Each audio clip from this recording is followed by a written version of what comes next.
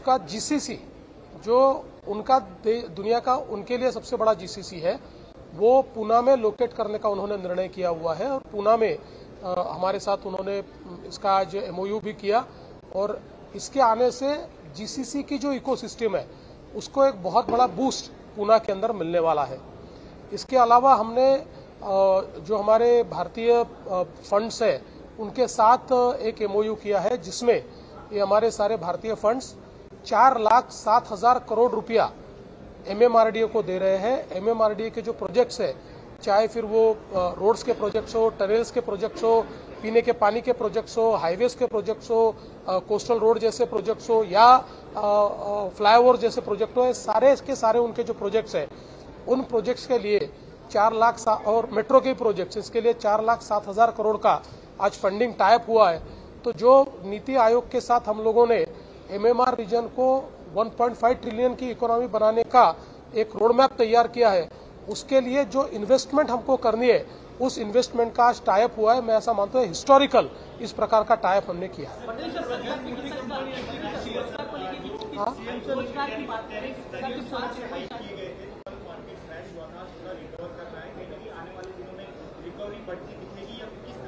मुझे ऐसा लगता है कि रिकवरी बढ़ती दिखेगी क्योंकि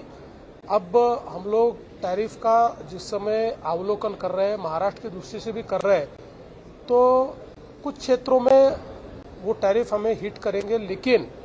ओवरऑल इन टैरिफ के कारण एक बिजनेस अपॉर्चुनिटी भी हमारे लिए तैयार हो रही है और हम लोग प्रयास कर रहे हैं कि उस बिजनेस अपॉर्चुनिटी को हम लोग असेस करके उस दिशा में आगे बढ़े। और मुझे लगता है कि ओवरऑल अगर हम इसका इफेक्ट देखें तो मॉडरेट इफेक्ट होगा, ऐसा इनिशियली तो हमको लग रहा है, इसीलिए मार्केट धीरे धीरे सुधर रहा है।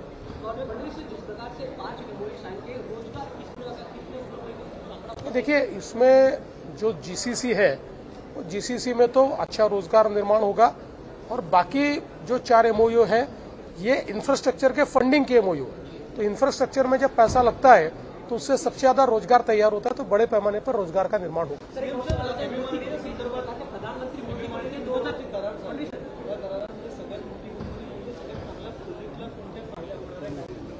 नाही, याच्यामध्ये सगळे आपले इंडियन फंडर्स आहेत। हुडकोनी 1.5 लाख कोटी रुपये दिलेले आहेत, आरईसीने दिलेले आहेत, पीएफसीने दिलेले आहेत,